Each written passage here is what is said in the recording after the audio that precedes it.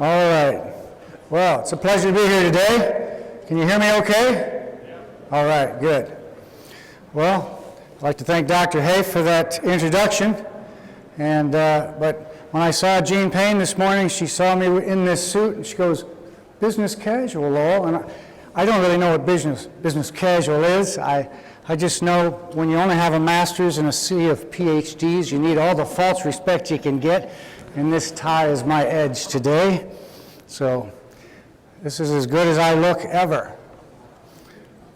Today I'm going to talk about one of the NREC projects that we've just got underway, and it's entitled Nitrogen Management Systems in Tile-Drained Fields, Optimizing Yields While Minimizing Tile End Losses. And we have Dr. Mark David and Emerson Nafziger and myself as PIs. The EPA has put together a science advisory board, and they met in 2007, and their consensus was to reach a target of 2,000 square miles of the hypoxic zone. Reducing it down to that target would call for a reduction of total N and total P by 45%. This is a lofty goal, so this is our challenge. Now, total nitrogen and total phosphorus gets into our streams and rivers in several ways. Point sources are important, and non-point sources. A point source is sewage effluent. There's a lot of nitrogen and phosphorus in sewage effluent.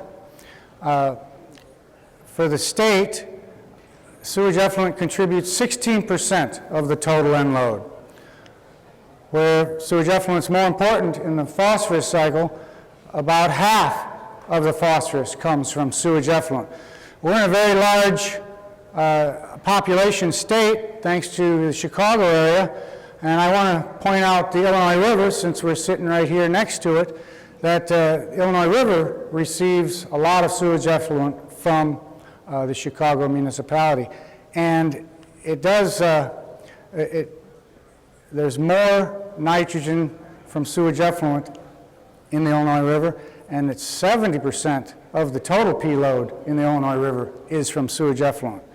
And that really brings the average up, because when we look at the other major rivers, phosphorus is only, or sewage effluent is only 33% of the load, but when you add the volume of the Illinois River, that boosts the entire state to almost half. So sewage effluent is very important for phosphorus, not as important for nitrogen.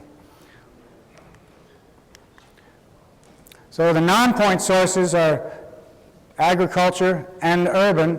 Urban runoff has very little nitrogen and phosphorus in it. We have looked at that. Predominantly, nitrate in surface waters is introduced through tile drainage, is the predominant source. Overland runoff is less important for nitrate because rainwater has very little nitrate in it. And overland flow is when we have enough rainfall that exceeds infiltration rates, and that rain is simply running over the soil and it's not picking up nitrogen. So our very large flow events have reduced nitrate concentrations, but that's the opposite for phosphorus.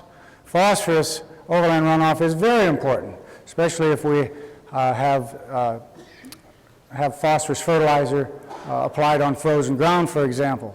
That'd be more of a worst case scenario, and that is actually what this picture was. That was a rain on snow event, and we saw very high phosphorus out of this field and out of many fields that day.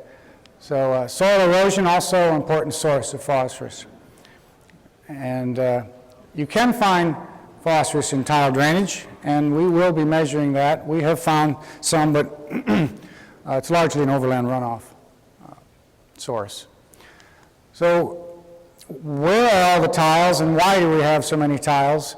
It's because of this glacial event, the Wisconsin glaciation, that brought ice sheets down over this part of Illinois, Indiana, and Ohio, flattening the ground and making it poorly drained. Also, the Des Moines lobe is an important area that has intensive agriculture and a lot of tile drainage. Agriculture absolutely depends on tile drainage. We need this tile drainage.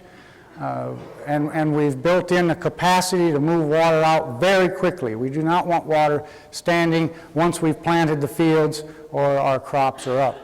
Tiling increases crop yields and improves land value. But tiles transport nitrate to our ditches.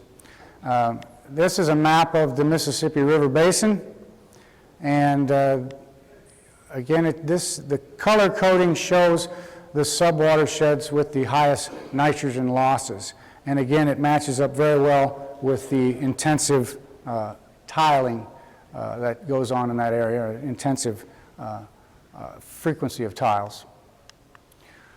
And tiles seem to go in faster and faster.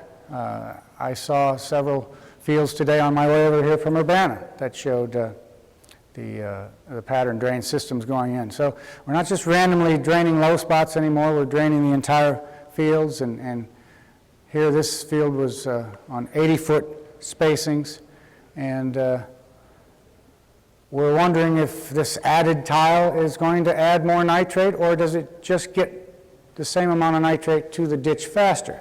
So we don't know if it's necessarily going to increase our nitrogen load. I want to show some data that I've been showing at the crop management conference the last few years. And so this is an update of the 2014. Many of you probably have been at those seminars, and so I'm going to update you today.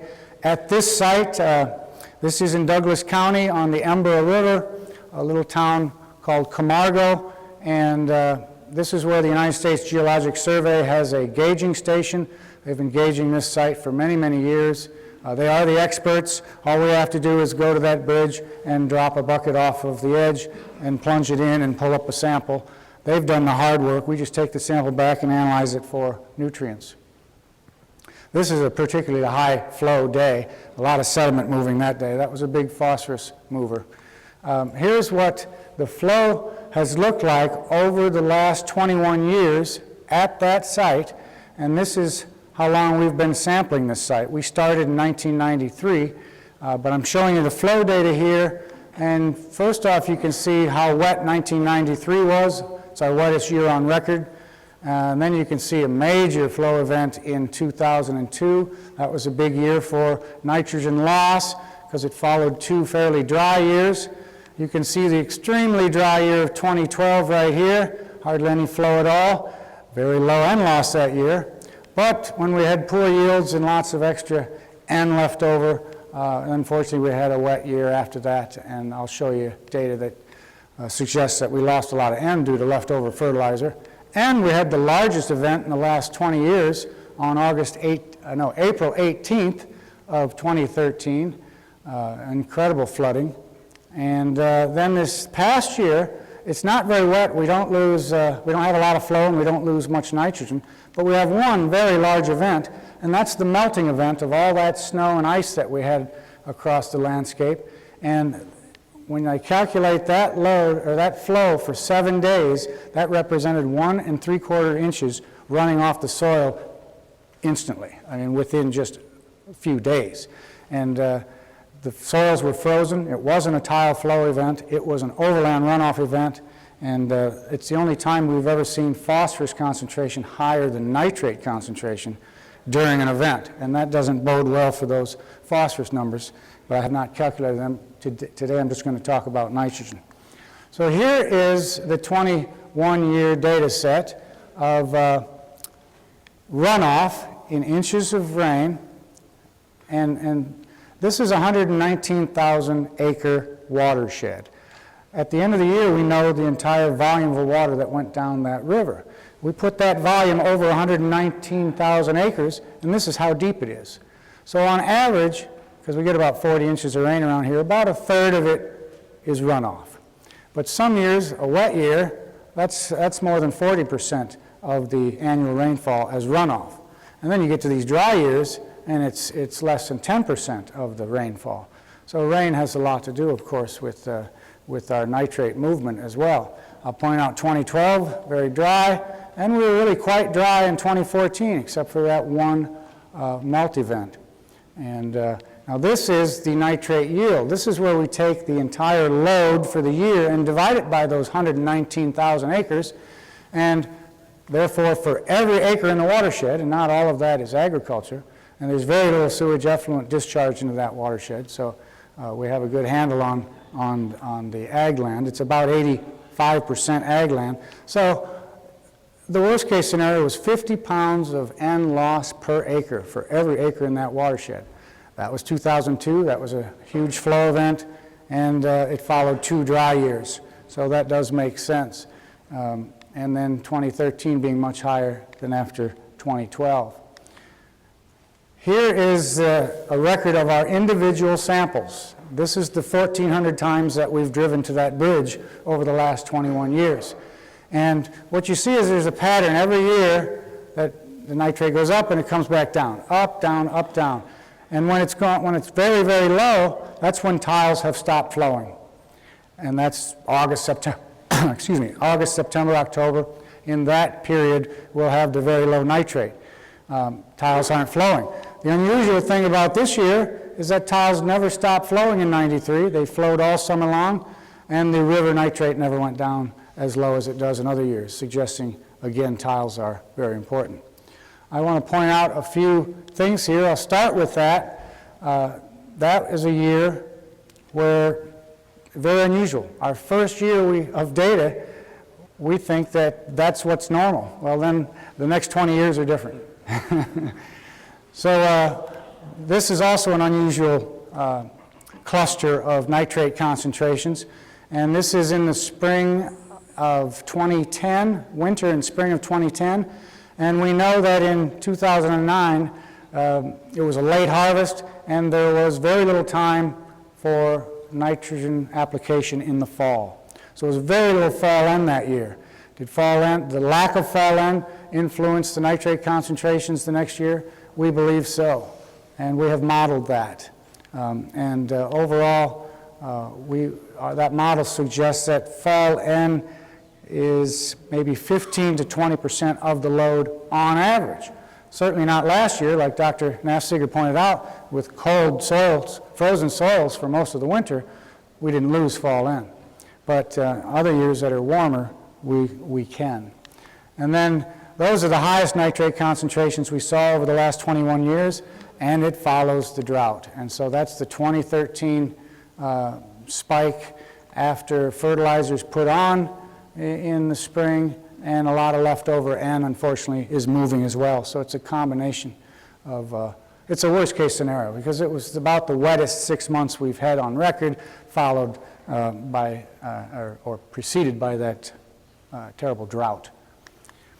Now this is an important number. It's sort of like the average nitrate concentration for the year, but it's flow weighted, meaning the higher the flow, the more important that nitrate concentration, and that's very important for nitrogen because a lot of times concentration dilutes at high flow. So 10 parts per million is the drinking water standard. Our average at this site is below that. 2013 we were well above it. The lowest flow weighted mean that we ever got was the 2010 year, and then 93 with all the flushing that we had. 94 then is a low a low year of flow weighted mean, but so is 2014, and that's that huge melt event that carried no nitrate, brought that average down. So we've never seen a winter like that during this time period, and it did influence the data. Now this is a regression, very simple regression of runoff and the load or the yield. This is the total load down the river. And so our worst case scenario is we lost 6 million pounds of N 1 year, and that's 118,000 acres, 119,000 acres. That's the 50 pounds of N per acre loss year. So that's 2002. But it's a very tight regression. It's an R squared of over 0.8. So that line explains 80% of the variability in that data set. But there are these 3 points that are the farthest off the line.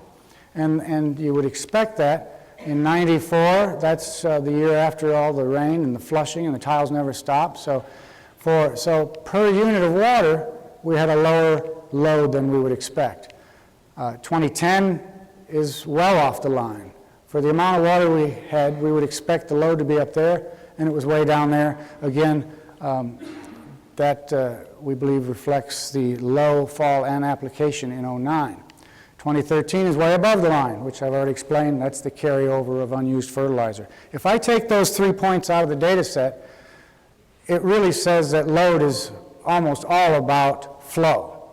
So if you have the flow, that's the first important factor in determining load, and these points really fall on that line. R squared of 0.95 is extremely high. So that's the state of this one river in central Illinois. We haven't seen an increase in nitrate or a decrease. It's been flat over these 21 years. There's been riparian buffer strips put in. They've come out when contracts have ended. More tile has gone in, but we haven't seen any trend. So I guess the good news is we're not getting worse, and we keep putting tiles in.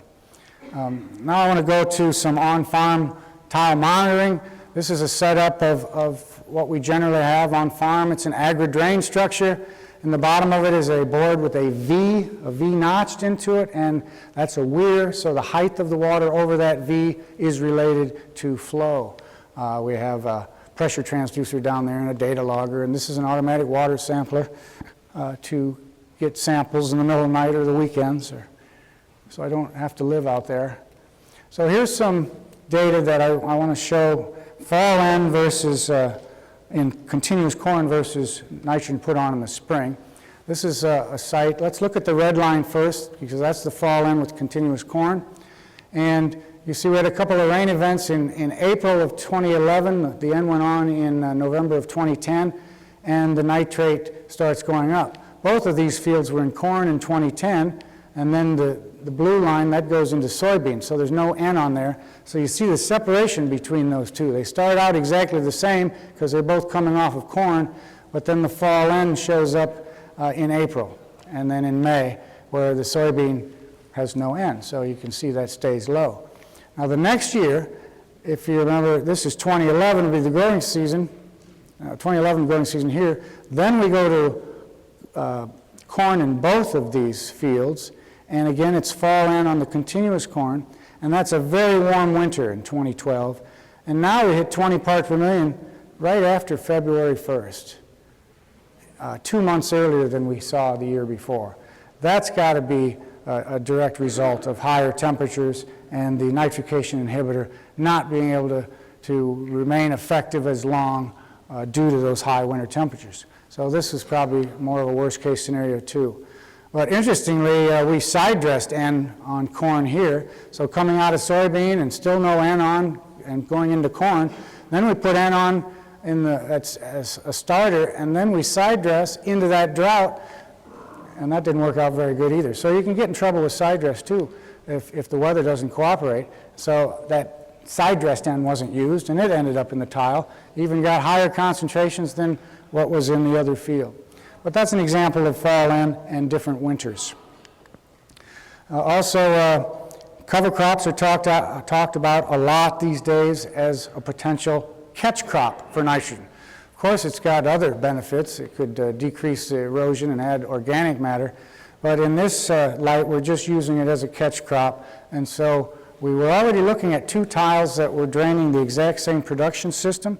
We spoke with the farmer. Could we put cover on one of them and leave the other one alone? So we have this comparison. And we did that in the fall of 2012. So it was a terrible row crop season, but a great cover crop season. For one, we had a lot of N to work with, but we had a hurricane hit the east side of Champaign County, Hurricane Isaac, over Labor Day. And so when we aerially applied the seed in September, we still had a lot of moisture. We had good germination. I was a little concerned that in a month maybe we didn't have as much cover, but that annual ryegrass really tillered out. We didn't get a lot of radish, but that's how big they got in 2 months. So just in 60 days, this is the kind of biomass I was harvesting, and that had about 60 pounds of N in it. just the above ground biomass. So did that have any effect on tile nitrate? Well, fortunately, we had 2 years of data before we even introduced the cover crop. And lo and behold, those two tiles don't produce the same load. One is a little lower than the other, and it's about 17% lower. And so we took that into consideration based on how much N we lost in the no cover side.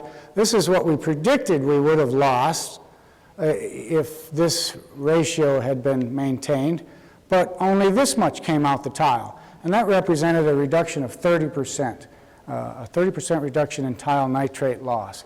Now this is an awfully big loss that year, but when you only harvest 70 or 80 bushel per acre corn, there can be a lot of N left over. But that cover crop made a difference, and that was a good year to try cover crops. That might be almost a best case scenario for the cover crop. So we did get 60 pounds of N in there. So I introduced those topics because we wanted to incorporate these into treatments, into this new study. And the overall goal or objective of our study is to more fully understand current and new nitrogen management systems on corn yields and nitrate losses from these tile-drained regions. And more specifically, we want to evaluate timing of N application as well as split applications and cover crops on tile nitrate losses. And we want to determine when and why tile nitrate losses occur in these management systems during both corn and soybean. So we have both phases each year, which is a real help for us to tease out the response over time. We have 6 nitrogen treatments, and these treatments haven't been imparted yet. We just got the site monitored, or all the equipment installed for monitoring.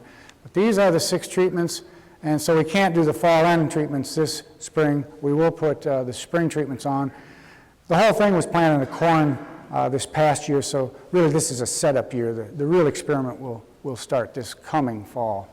But the first treatment will be more of a control, in my mind, meaning it's the one that will compare, the treatment will compare the others, because this is going to be the full rate of nitrogen put on in the fall with a nitrification inhibitor.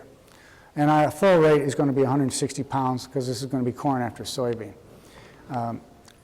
Treatment 2, we're going to split. We're going to do only half of the N rate in the fall, put another 40 pounds on at planting, and then we're going to come back in with a side dress. And this is more of a systems approach. 3 times we're going to apply to try and spoon feed the crop the N when it needs it. Here is going to be a full rate of anhydrous without inhibitor in the spring. So these 3 will compare very nicely with each other.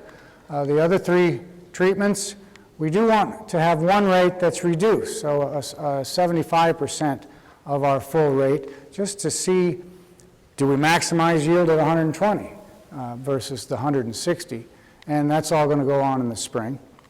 And then we're going to have 80 in the spring and 80 side dress, and then number 5, same treatment, but with a cover crop, and we were going to try the oats and radish into soybean and cereal rye after corn. So some methods, just to briefly go over that again, is 6 treatments with 3 replicates. So we're going to have 18 tile lines that we need to monitor from the corn and the soybean. So that requires a total of 36 tile lines that we're going to monitor. Each one of these are parallel to each other, 100 feet apart. And so our plots are 50 feet on either side of that lateral. That'll be our plot. And we'll harvest corn right down the middle to get our yields. But we'll have the tile nitrate. So we're going to be able to link end-use efficiency, yield, crop uptake with nitrate loss in tiles. We're going to use a randomized complete block design, which creates 6 blocks, each with 6 treatments. And as I said, treatments will begin in the spring. Here's the map of the field that we have chosen. We had 54 lines that we could choose from, and this site had actually been studied 10 years ago, and so we had some previous information, and we selected for uniformity in drainage. And I mean, they're very close together. It's hard to see this, but there's a ditch that runs through this field. It's in Douglas County, and it's in the Embera watershed, and that USGS gauge is the closest gauge to this site. That's also why I wanted to show that, just to give you background of this area. And we're going to divide the field so that this year we'll have soybean on 18 of the laterals and corn on the other 18. We're not going to monitor this area, and we're going to have Dan Schaefer come in and do an NREC study there as well. So we'll have that comparison with our treatments. Here's some pictures of the structures going in. We just got this started in November of 2014, and we finished it a little before Christmas. It was a little muddy out there, but that Mini really was a nice piece of equipment. That blade on it that it has, it does a nice job filling in quickly. So we were able to get these in rather quickly. Something I wanted to point out is that we put a 10-foot pipe above the structure to, it's non-perforated, and so in case there's any back pressure on the tile, by putting that V-notch board in there, we were going to back the tile up maybe 4 inches, but of course there's fall with each lateral, so we don't think that'll have much of an effect, and we're going to keep that similar in all the agri-drain structures. And then there's even downstream, we put a 2-foot solid pipe, so we won't have water leaking out of our tile where we just did all this digging. Here, we had a little tile flow when we were putting it in, so that made it kind of messy. This poor guy, well, it looks like that agri-drain structure is sneaking up on him, and there it caught him. See that smile he's got there? So there's that 10-foot pipe that's solid. I think that's pretty important. Now, here's what the field looks like right now, because we've gone to a new pressure transducer. It's a different company, and it's completely submersible. There's no wires for mice to chew, which we've had problems with that, and it just goes down into the agri-drain structure. We put it in a PVC pipe, and it's going to log the data for us every 15 minutes. We're going to bring out water samplers, and but right now we've been getting grab samples once a week. The nitrate concentrations are quite low across the field, quite uniform, so it's really nice to see that we have this opportunity to establish this baseline of information before we impart the treatments. So that sort of worked out good that we don't have any treatments on yet. So it'll give me these winter months to sort that out. So I don't really have any data. This was to introduce the topic. It's brand new. You'll have to stay tuned, but I really look forward to getting the treatments on, and hopefully we can improve end-use efficiency, and if end-use efficiency is improved and we maintain yield, we should find less nitrate in the tile. That's a win-win. And I thank you. We're in the land of big sky here, and that was, as we were finishing on the last day, that's the twilight as the last structure went in. I thought, well, that's a perfect ending. So thank you for your time.